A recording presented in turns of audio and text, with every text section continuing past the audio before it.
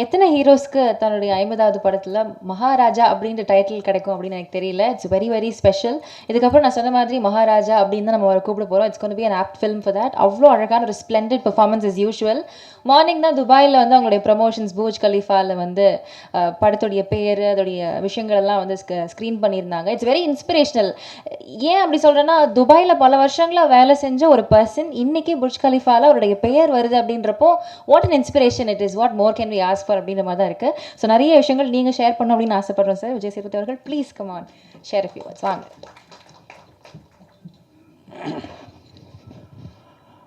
முதல்ல இங்கே வந்திருக்க உங்கள் அனைவருக்கும் மிக்க நன்றி.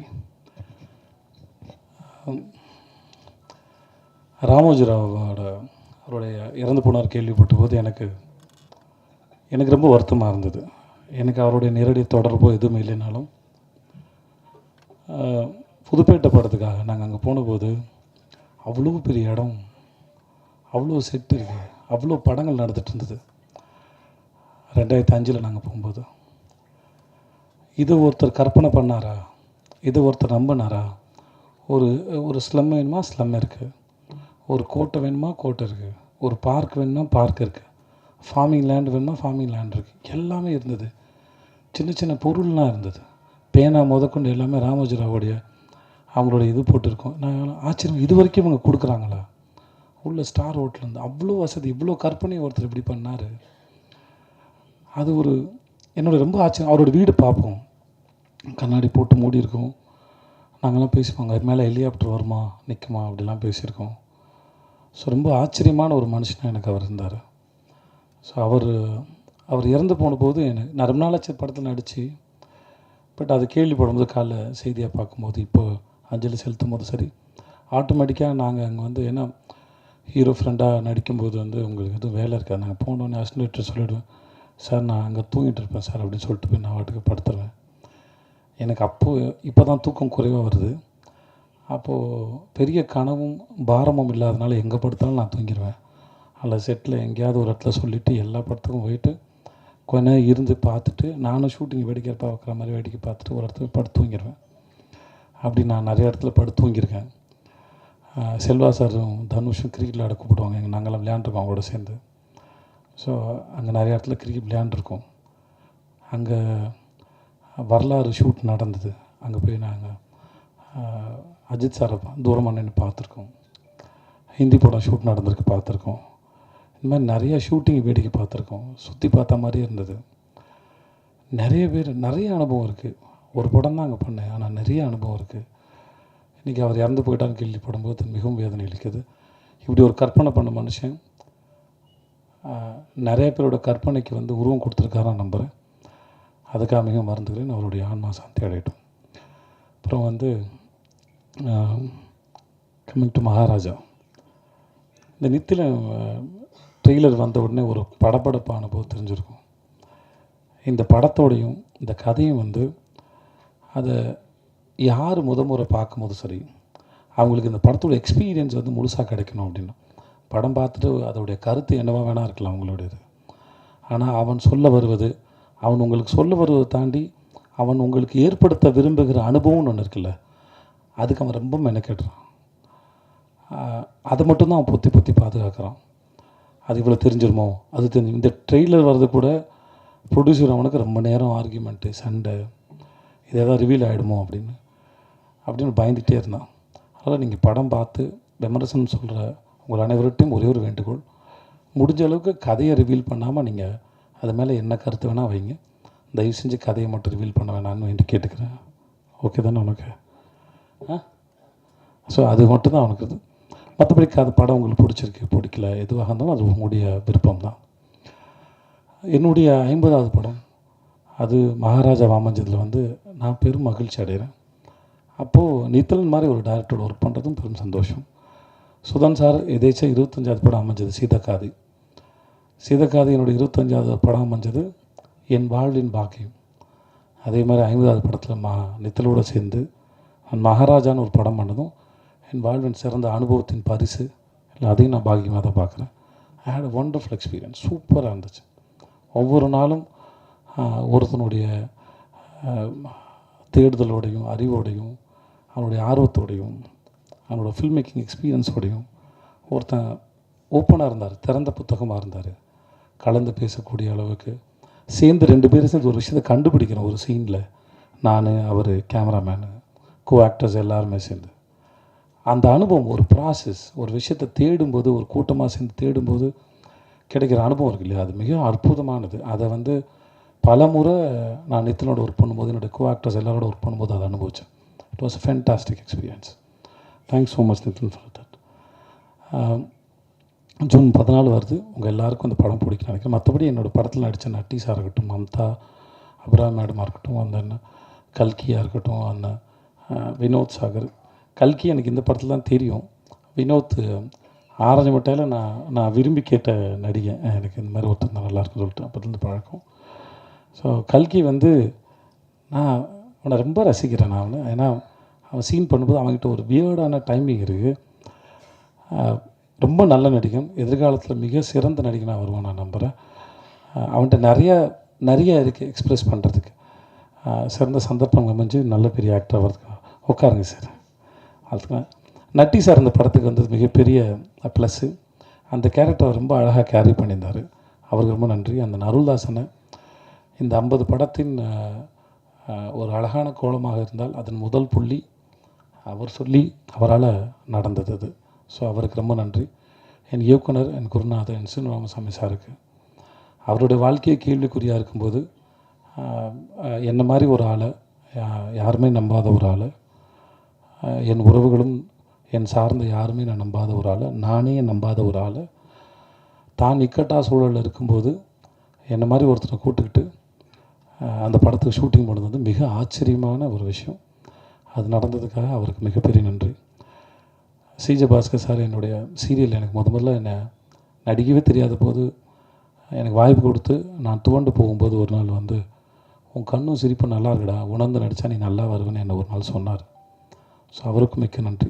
நிறைய பேர் எனக்கு உதவி பண்ணியிருக்காங்க, நிறைய பேர் சொல்லி கொடுத்துருக்காங்க. சின்ன சின்ன விஷயம்.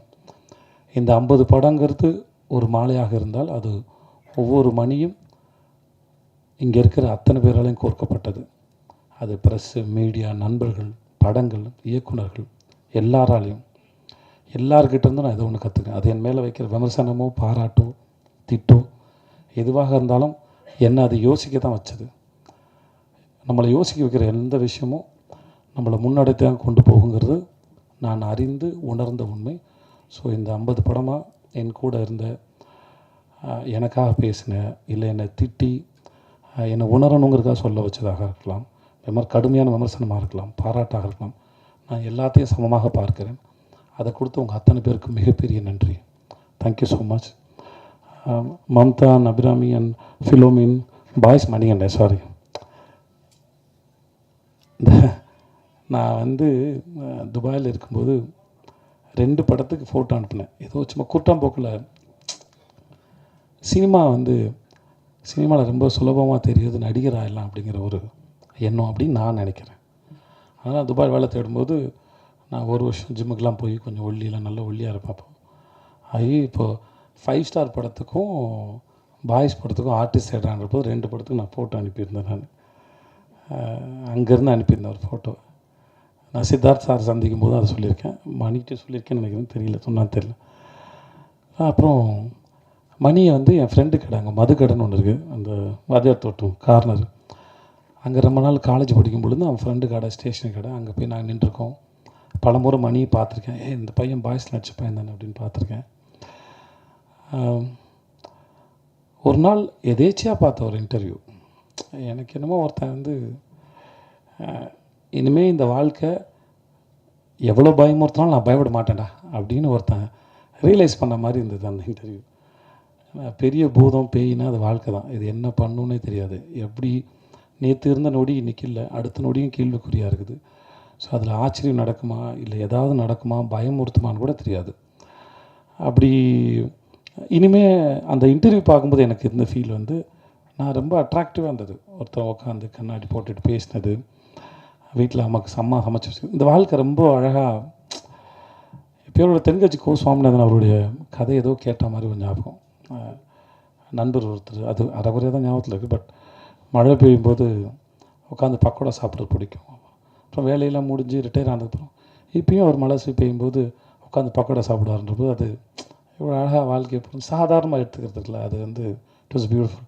நான் அந்த மாதிரி மழை பெய்யும்போது பக்கோடா சாப்பிட்ற ஒரு ஆளாக தான் அந்த இட்லியில் மணிகண்டன் பார்த்தேன்.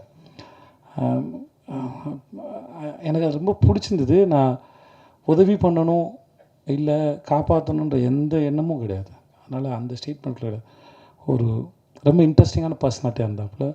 அதனால் நான் நித்தில்டன் சொன்னேன். நான் ஏன்னா திறமை இல்லாத யாரும் வாய்ப்பு கொடுத்து வளர்க்கவே முடியாது.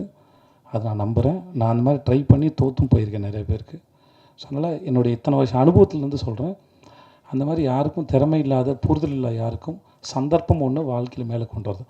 அவர்களுக்குள்ள என்ன தேடல் இருக்குது, அவர்கள் என்னவா புரிஞ்சுக்கிறாங்க, அவர்கள் என்னவா பார்க்குறாங்க ஒரு விஷயத்தை, அதை வச்சு தான் ஒவ்வொருத்தருடைய வாழ்க்கையின் முன்னேற்றமும் இல்லை பின்னடைதலும் இதுவாக இருக்குது. நான் இன்றைக்கி மேலே கீழே என்னவாக இருந்தாலும் செய்த தவறுகளும் புரிதலும் ஏதோ ஒரு காரணத்தில் நான் ஒரு ஆளாக இருக்கிறேன். அது நான் கிரேட்டோ சாதாரணமாக எனக்கு தெரியாது, பட் அதுதான் நினைக்கிறேன்.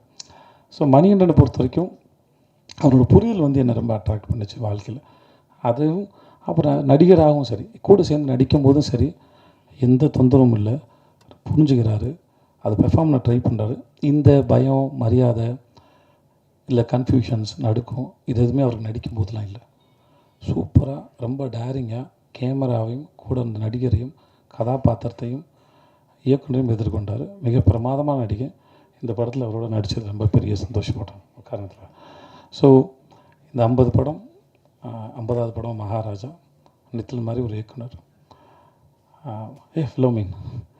ஃபிலோமின் வந்து நான் மாஸ்டர் பண்ணி முடித்தோடனே அவன்கிட்ட சொன்னேன், எனக்கு சில சமயம் நான் ஒரு கணக்கு போட்டு நடிச்சிருப்பேன், சில இடத்துல எடிட்டிங்கில் வந்து ரிதம் மிஸ் ஆகிடும், அந்த சீனில் நான் சொல்ல வந்த மூடுக்கு இதுவாகிடும். அதனால் நான் முடிஞ்சால் எடிட்டர்டையும் டேரக்டர்கிட்ட மட்டும் சொல்லுவேன், என் சீனை கொஞ்சம் என் ரிதம் மட்டும் பார்த்து கட் பண்ணுங்கள், இல்லாட்டி ஜம்ப் அடிக்காமல் எனக்கு ஜம்ப் அடிக்காமல் இருந்தால் போதுமானதாக இருக்கும். ஸோ மாஸ்டர் பண்ணி முடிச்சோன்னே அவன் செட்டுக்கு ஒரு இடம் வந்தான். அப்போ அவன்கிட்ட சொன்னேன், என் சீனை மட்டும் பார்த்து கட் பண்ணுப்பா, எல்லாத்தையும் வைக்கணும்னு அவசியம் இல்லை, உங்களுக்கு எது வேணுமோ வெட்டுங்க, ஆனால் அந்த ரிதம் போக மட்டும் வெட்டுங்க அப்படின்னு சொல்லி கேட்டுக்கிட்டேன்.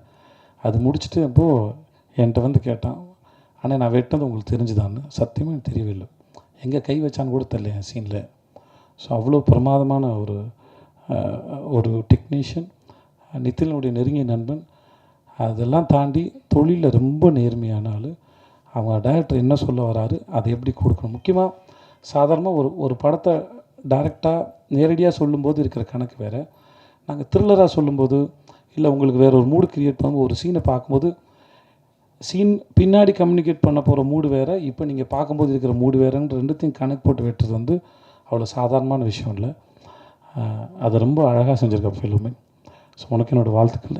என்னோடய கேமராமேன் அவன் பேர் அருண் புருஷோத்தம் இல்லை, தினேஷ் புருஷோத்தம். சின்ன பையன் டப்பிங் அப்போ அவங்க அம்மாவோட வந்தாங்க. அவங்க அம்மாவுக்கு வந்து அவங்க பையன் மேலே அவ்வளோ பெரிய கனவு இருக்குது, ஆசை இருக்குது. நான் சொன்னேன், உங்கள் பையன் பெரிய அறிவாளிமா, ரொம்ப நல்லா வருவான், அவனோட ஒர்க்கு பார்த்து அவங்க அம்மாவுக்கு நிறைய பெரிய சந்தோஷமாக இருக்குன்னு நினைக்கிறேன். அவங்க அம்மாவுக்கு திரும்பி நான் சொல்லிக்கிறேன், உங்கள் பையன் பெரிய திறமைசாலி அண்ட் அறிவாளி, அவன் நிஜமாக பெரிய ஆள் வருவான். Dinesh and thank you so much. நான் எங்கள் மியூசிக் டைரக்டர் அவருக்கும் மிக்க நன்றி. டெய்லரோட அவர் கொடுத்த பேக்ரவுண்ட் ஸ்கோர் வந்து நான் ரொம்ப சந்தோஷமாக இருந்தது. ரொம்ப நன்றி அவருக்கும், மிக்க நான் வந்த எல்லாருக்கும் ரொம்ப நன்றி. தேங்க்யூ.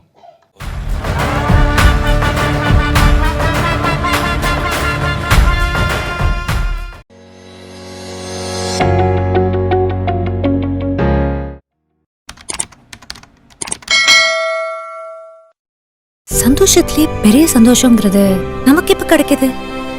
நமக்கு பிடிச்சவங்களோட மெமரி சேர்க்கும் போது. டிராவல் பண்ணணும்னு மட்டும் முடிவு பண்ணுங்க, மத்ததெல்லாம் ஜிடில பார்த்துப்போம். GT Holidays, South India's #1 travel brand.